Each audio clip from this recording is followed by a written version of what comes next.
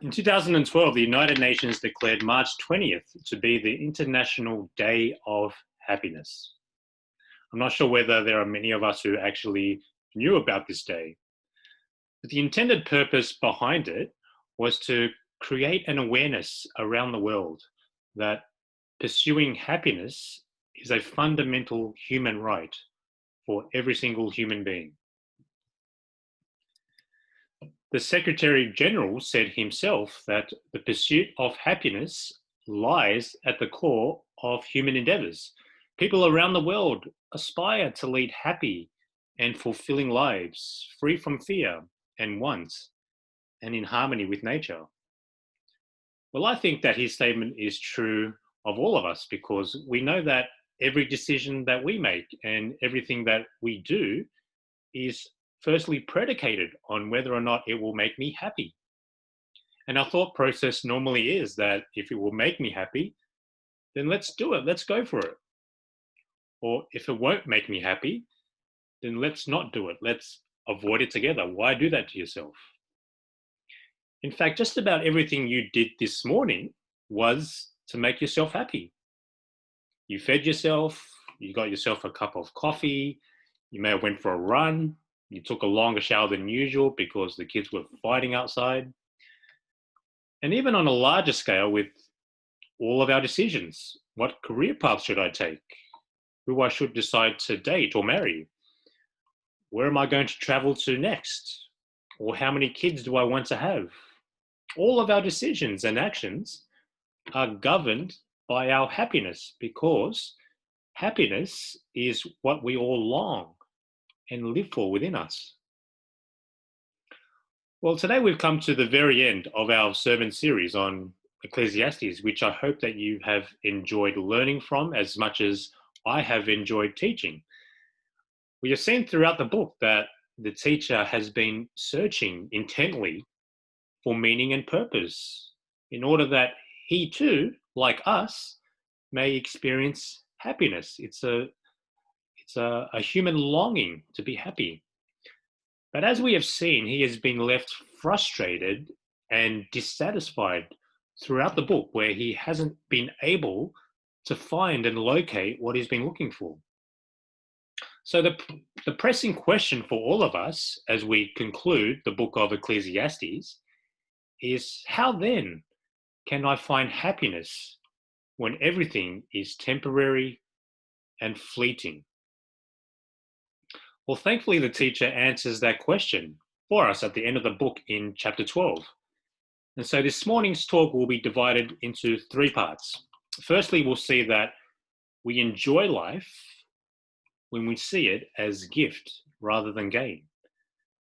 Secondly, we'll see that God commands us to enjoy his gifts and to be happy. And lastly, that we enjoy life when we remember God in the here and now, in the present time. So that's where we are headed this morning. But if you can keep your Bibles open on Ecclesiastes chapters 11 and 12, we will start off with the teacher's first observation that we enjoy life when we see it as gift rather than gain. We saw that at the beginning of the book, the teacher began his search for happiness by saying in chapter 2, verse 3, that I wanted to see what was good for people to do under the heavens during the few days of their lives. We then read that from that point onwards, the teacher pursues satisfaction in the areas of wisdom, in success and achievements, in pleasures and in wealth and possessions. And as the teacher gave of himself completely to these different pursuits, we see that he was able to hold on to happiness momentarily for a moment, but then he felt it slip through his hands time and time again, like water that escapes our hands and falls down the drain. For he says that while wisdom is good for us and worth pursuing, he concludes that wisdom is meaningless, because whether you are wise or foolish, both will end up in the grave anyway, and both will be forgotten. He says that while wisdom is he says that while pleasure is delightful to us, he concludes that pleasure is also meaningless because the sensation lasts only for a short period of time before it disappears again.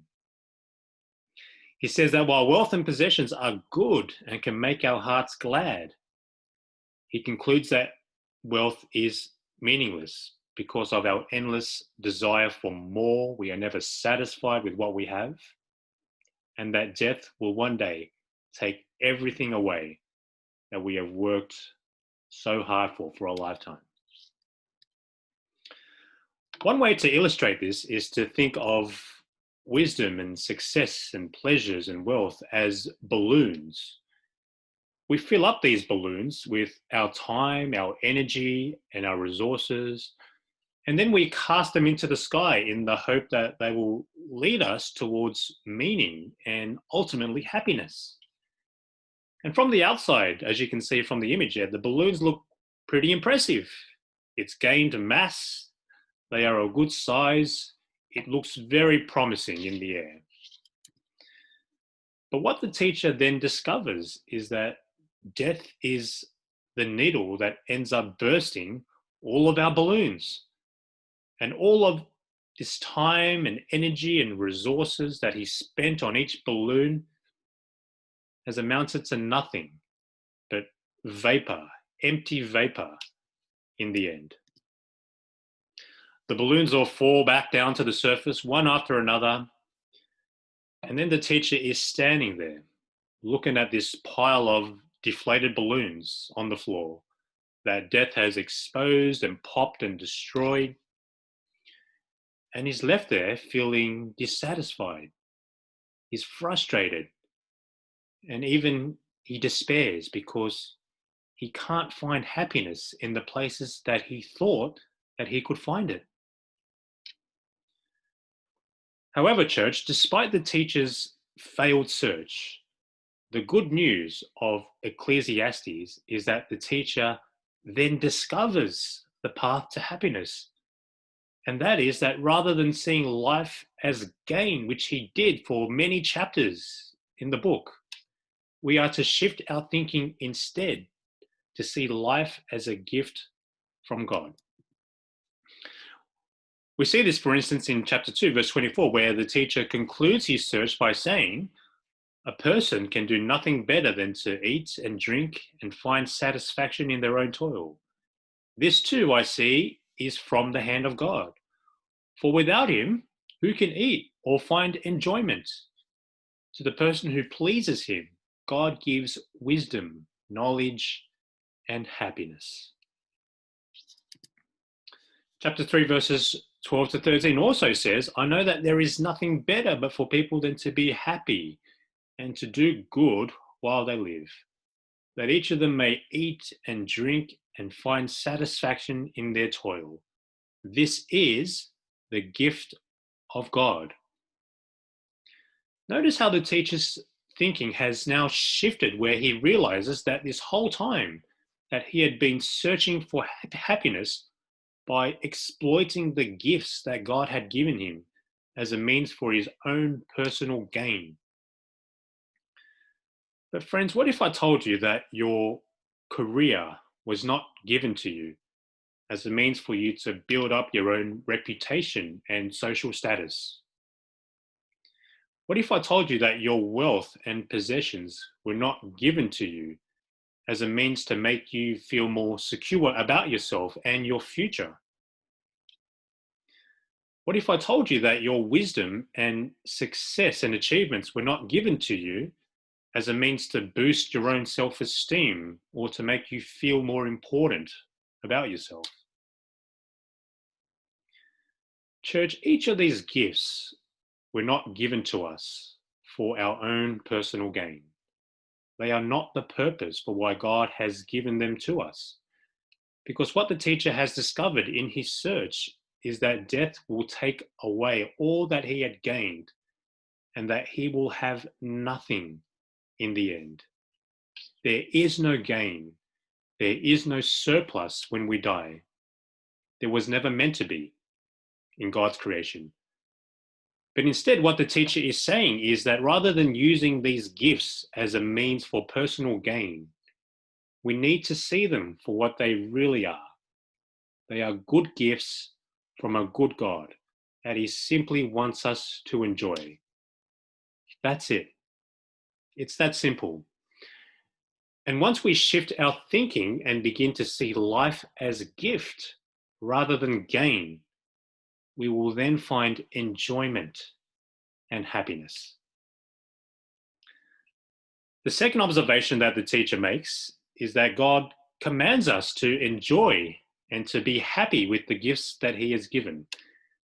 We see this in chapter 11, verses 7 to 9, where the teacher says, "Life is sweet and it pleases the eyes to see the sun. However many years anyone may live, let them enjoy them all. But let them remember the days of darkness, for there will be many. Everything to come is meaningless. You who are young, be happy while you are young, and let your heart give you joy in the days of your youth. Follow the ways of your heart and whatever your eyes see, but know that for all these things, God will bring you into judgment. So then, banish anxiety from your heart and cast off the troubles of your body, for youth and vigor are meaningless." One of the things that I need to be careful about as a married person is to consistently check on my wife to see whether she is doing okay and whether she needs help with anything. So when I am asked by a friend on whether I'd like to have dinner with him or to play golf with another friend or to catch up over a burger with another guy, the first thing that I need to do is to ask my wife, "Is it okay with you if I go?" And to be honest, when I ask that question, there is always a degree of guilt because I just assume that she doesn't want me to go because there's always so much to be done around the house. But most of the time, she says to me freely, "Yes, go, have a good time. You need a break," and tell them that I said hello as well. My reaction to that is, "Woof, thank you so much."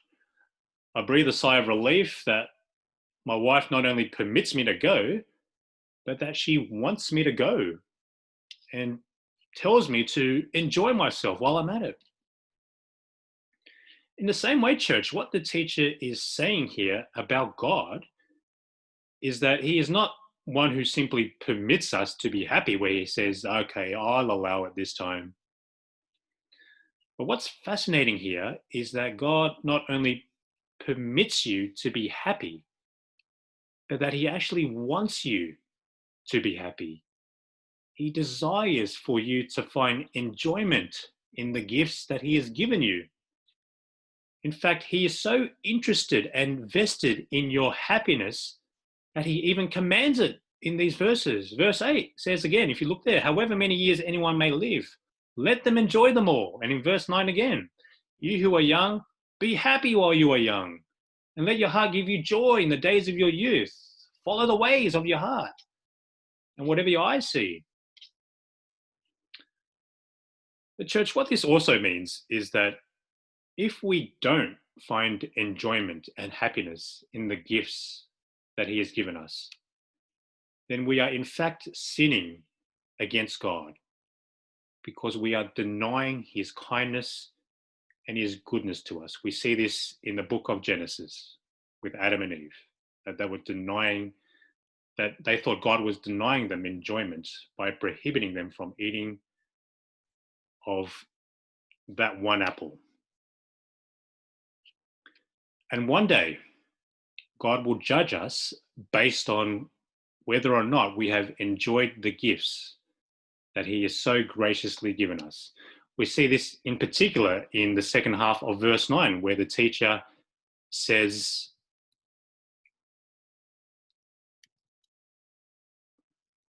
"Follow the ways of your heart and whatever your eyes see, but know that for all these things, God will bring you into judgment." I'll give you an illustration of what this looks like. My son Lucas loves the Avengers. We watched one of the Avenger movies recently on TV. And afterwards, he became a big fan of Captain America because he was the leader of the group. So I thought it would be nice if I bought him a talking Captain America figure. Not because it was his birthday or that it was Christmas time, but because I wanted him to be happy with my gift. And so, luckily for me, I found a Captain America figure on Facebook Marketplace, and we went together and we picked it up for him. And it was a joy for me as the giver to see the look of delight on his face when we gave it to him. He was so thankful to me. He loved his gift. He plays with it. He takes it with him when we go to the shops and when we go to the park together. And as a parent who sees their child delight and enjoy the gift that I have given him with a heart of thankfulness towards me, I feel delighted and honored by him as well. So, church, with that in mind, would you enjoy the gifts that God has given you? Enjoy whatever wealth and possessions that he has given you. Enjoy being able to give it away to others in need, where you will know even more happiness when you begin to give it away to others, as we saw last week. Enjoy the pleasures of a long holiday in an exotic destination. Enjoy the delights of good food and wine, particularly now that restrictions are now being lifted in restaurants. Enjoy the success you have been able to achieve in your work or in your study. And as you find happiness in the gifts that God has given you, your response is honoring to him. And it pleases him that you have delighted in him and his gifts. Well, we've come now to the teacher's final conclusion to the book, where he says that we enjoy life when we remember God in the present. We see this in verses 1 to 8 of chapter 12, where the teacher gives us a sobering imagery of death by way of a poem. In verse 2, he speaks of life as being like the sun, moon, and stars that are full of light, but then begin to grow dark as they return to where they came from, which is an analogy of life and death, that we return to the dust of the ground of which we came from. In verse 3, he speaks of our body parts that begin to fail us. The keepers of the house, which we see there, represents the strength of our arms, of our youth, that we spend hours working on in the gym. But then they will begin to tremble and grow limp when we are old. The strong men stooping, as you read in verse 3 there, represents the strength of our legs that enables us to go for runs and bike rides and bushwalks, particularly now that we are healthy and in the prime of our lives. But when we grow old, they will no longer be able to bear your own weight, your legs, where you will struggle to even get out of bed, let alone go for a walk around the block. The grinders in verse 3 represents our teeth, windows are our eyes, and doors are our ears. And eventually, all of our body parts and functions will begin to fail, where we won't be able to chew properly, to see clearly anymore, or to hear perfectly. In verses 4 to 5 there, the teacher continues to speak about our sad decline in our old age. When we are young, we are carefree. We climb trees, we go bungee jumping, we jump out of planes, we go skiing, we go hiking, we go whitewater rafting, we go to the beach, we go and cycle, we go on adventures to explore new destinations. But then old age will then hit us, and it will bring about a fear of venturing outside your own home, because just one nasty trip or fall could spell disaster and even death for us because of how vulnerable we become as we age. The almond tree that blossoms in verse 5 is an imagery of our hair turning grey. which is already happening to some of us. Some of us are already losing our hair. And the grasshopper within us that was once full of zest and full of life no longer has any appetite for anything in life. The food that we once loved, he now hates. The sex that he used to always desire, he no longer wants. The hobbies that she once enjoyed, she no longer has any interest in them. And finally, in verse 6, we then see that after we decline further and further in age, our story will eventually end in a funeral where our bodies will eventually break, like a golden bowl there, as it says, and life as we know it will be over.